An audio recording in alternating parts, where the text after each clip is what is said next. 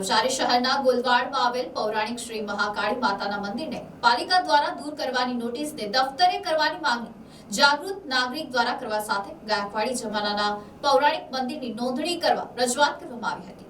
નવસારી શહેરના ગોલવાડમાં આવેલ પૌરાણિક શ્રી મહાકાળી માતાના મંદિરને પાલિકા દ્વારા દૂર કરવાની નોટિસને દફતરે કરવાની માંગણી જાગૃત નાગરિક દ્વારા કરવામાં આવી છે।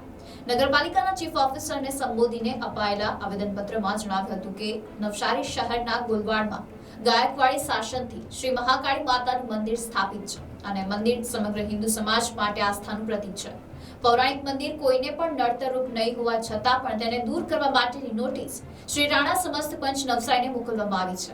આ મંદિરનો મુદ્દો લોકોની આસ્થા સાથે જોડાયેલો છે અને કોઈને પણ અડચણરૂપ નથી, એ માટે મંદિર હટાવવાની નોટિસને દફતરે કરવાની સાથે ગાયકવાડી જમાનાના પૌરાણિક મંદિરની નોંધણી કરવા રજૂઆત કરવામાં આવી હતી।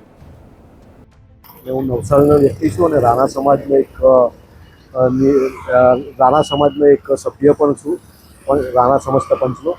અને જે મહાકાળી માતાનું મંદિર આવેલું છે, મહાકાળી માતાના મંદિરના ઇતિહાસની વાત કરવામાં આવે તો મહાકાળી માતાનું મંદિર એક ગાયકવાડ સમાજના એક લીમડાના વૃક્ષ નીચે એક પ્રતિમા હતી અને સમયાંતરે તેનો પછી નાનું એક મંદિર બનાવ્યું હતું ગાયકવાડ સમાજે।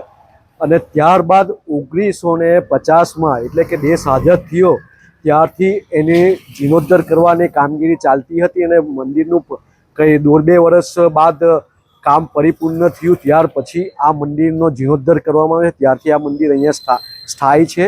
અને આ જે મંદિર છે તે કોઈ નડતરરૂપ નથી, કારણ કે આ રહેણાંક વિસ્તારમાં મંદિર આવેલું છે, જેને લઈને અમે આ મંદિર અહીંયા સ્થાયી હતું ગાયકવાડ સમયથી। અને જે તે સમયે ગાયકવાડના સમય બાદ સમય અંતરે એનો આ મંદિરનો વિકાસ થયો છે અને એનો જીર્ણોદ્ધાર થયો છે। તો આ મંદિર હજુ પણ અહીંયા આગળ માતાજીનું અંકબંધ રહે તે માટે અમે પાલિકામાં એક લેખિતમાં રજૂઆત કરી છે અને પાલિકા દ્વારા એને સરકારમાં દફતરે ચડાવે તેની માંગણી કરી છે। Report NC news Navsari.